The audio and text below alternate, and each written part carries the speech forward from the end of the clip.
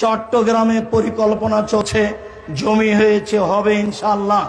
আমি কোনো মতেই চট্টগ্রামকে দুর্বল চোখে দেখিনি ঢাকার চেয়ে, বরং ঢাকার চেয়ে চট্টগ্রামকে ভালো অবস্থায় দেখতে চাচ্ছি।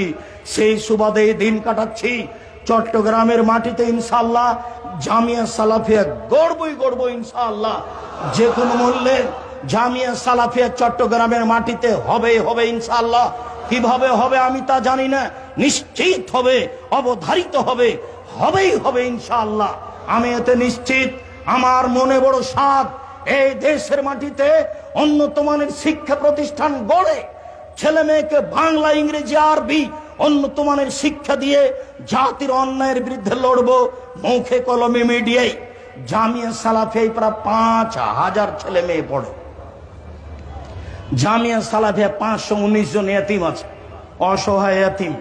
জামিয়া সালাফিয়ায় 300 জন শিক্ষক শিক্ষিকা রয়েছেন, যারা মদিনা বিশ্ববিদ্যালয় থেকে আসেন, চলমান আছেন, আসবেন। তাদের বেতন লাগে না, আসা যাওয়া খরচ খাওয়া লাগে। যারা ইন্ডিয়া থেকে এসে আছেন তাদের বেতন লাগে, অনেক বেতন। আমরা যারা দেশের আছি, সাধারণ আছি, প্রতি মাসে এ যাবৎ 32 লক্ষ টাকা বেতন লেগে আসছে।